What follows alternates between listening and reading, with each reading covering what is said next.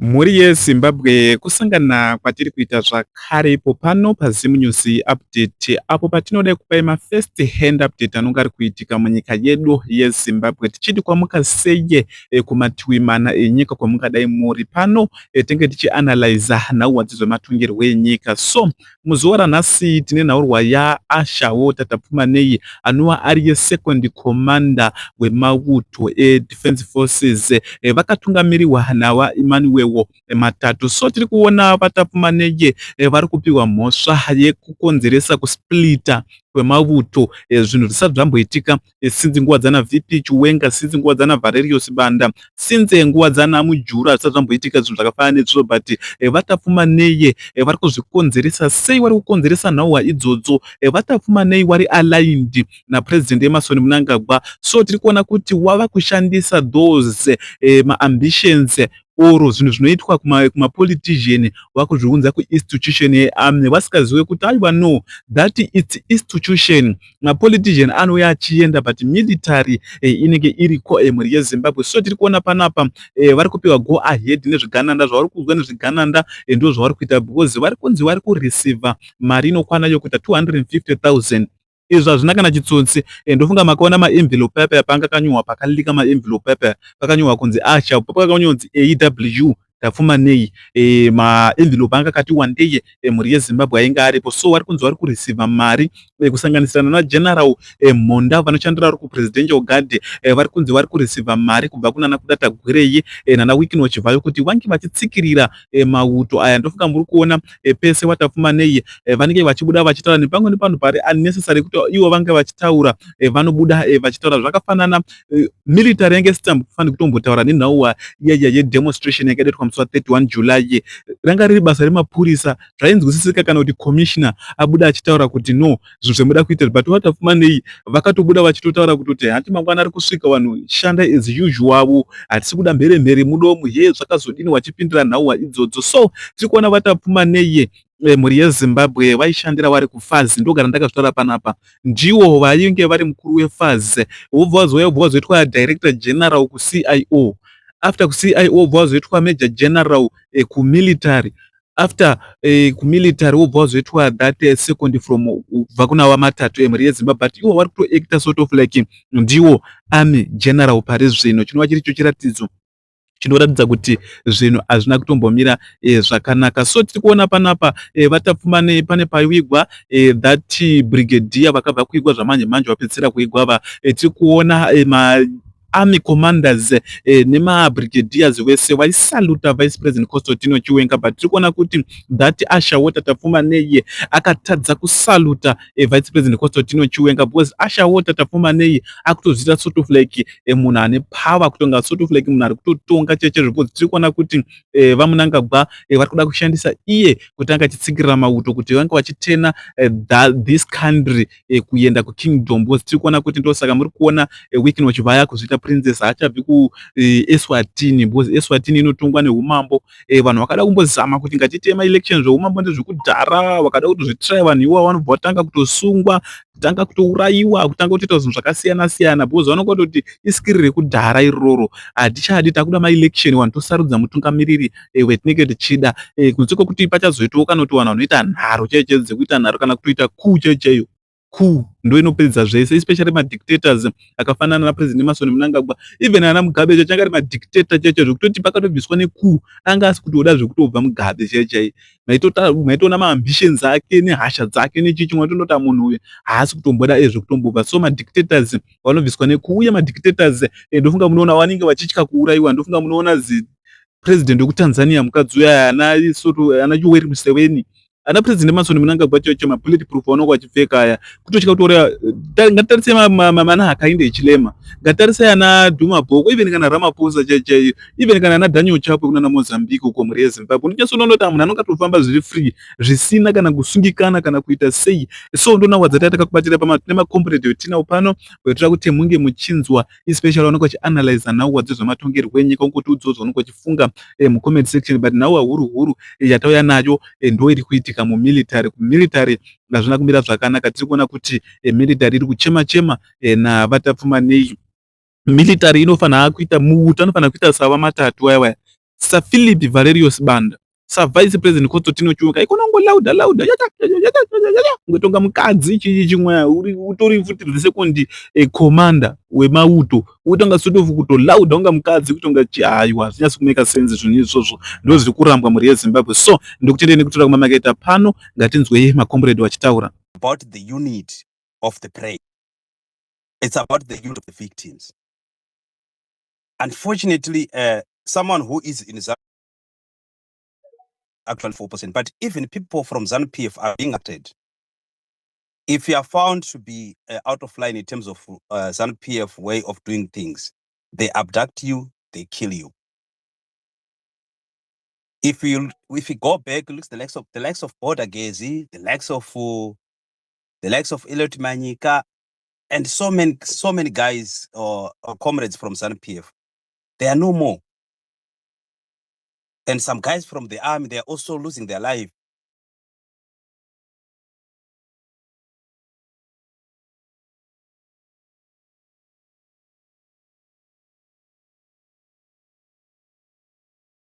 To say the issue of being a victim doesn't have any political affiliation. That is the truth. But then when we fight it, we must understand it to say, even if you witness it, report it, take photos, God, they have got a camera, because I do understand everybody have got a camera phone. Just take that photograph, and it's a done deal. If you fear to talk about it, because I talked about when that advocate was there. I talked about another similar case where somebody was seen adapting, and to say, we don't care whether we find him or not. You have murdered him until we find it. We are not going. You are not cooperating to tell us where did you put him. So we are just assuming that you have murdered him. And that was that. And that was during about 2000, somewhere there. And it went on like that. Unfortunately, it was ZANU-PF. Again, the whole team was murdered. You know how ZANU-PF operate. So I think where we fear to gather evidence, even if we go to police, even if we go to lawyers, without anything to show, to prove, to say this is what have happened, it goes like what normally happened.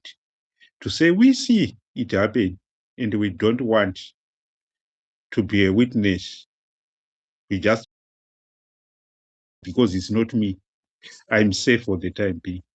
But our life doesn't go, it will affect you the other day, because it's just like a snake. To say, if you see it be crawling into your neighbor, you say, I don't have to kill it. It's going to my neighbor. It won't attack my kids or my chickens. It will attack, it will come and attack you one day, because it's still alive. So that issue, kidnapping, we can resolve it nowadays. As long as you gather evidence to say there's somebody who have done it, it's a done deal. And we have understand to say when somebody is known, whether we find it that it do the board or not, that assumption that the kidnapped, the victim is already murdered, is a good thing within our law, to say we can just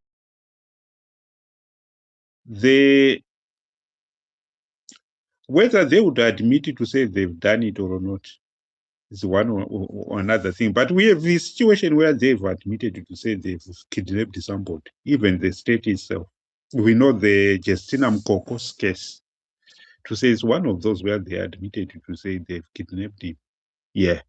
And end up paying a compensation. But if it wasn't leaked it, we don't know what could have happened to you. That is where we have to understand it, to say we all need to teach others and to mobilize people to say, if this is happening, you do A, B, C, D.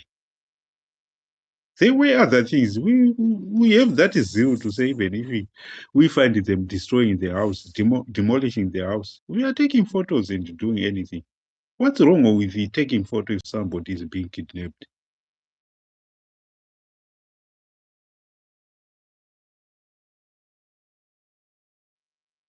We are allowed to do that.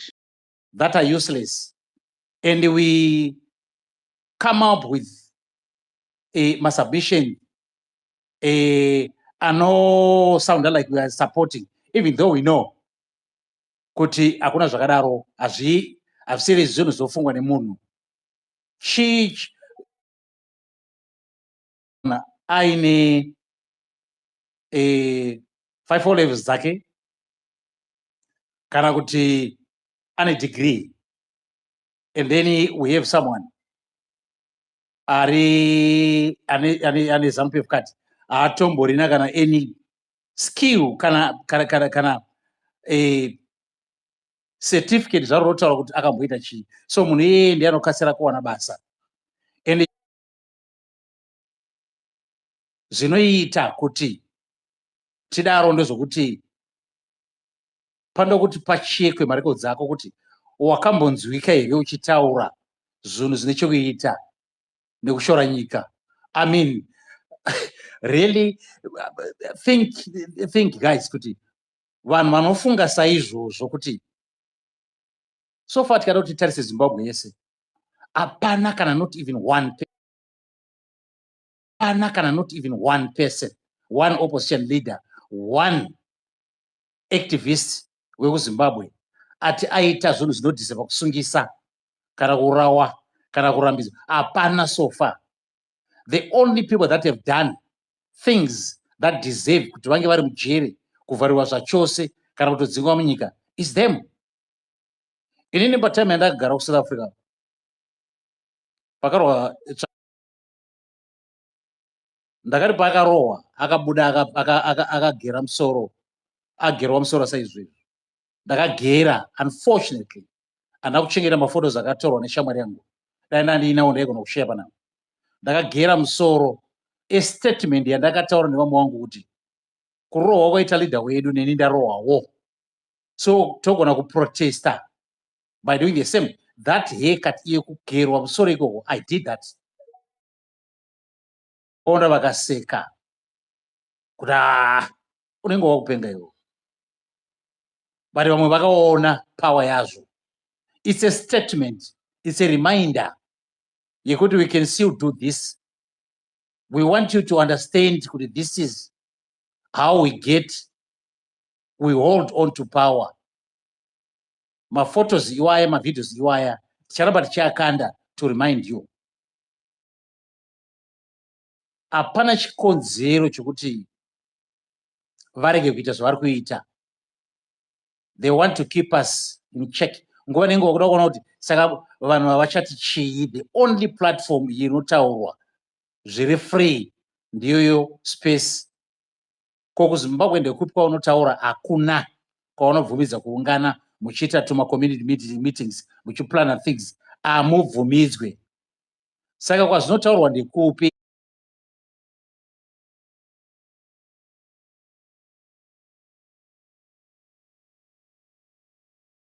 So unbelievable. Go and say it. Because hapana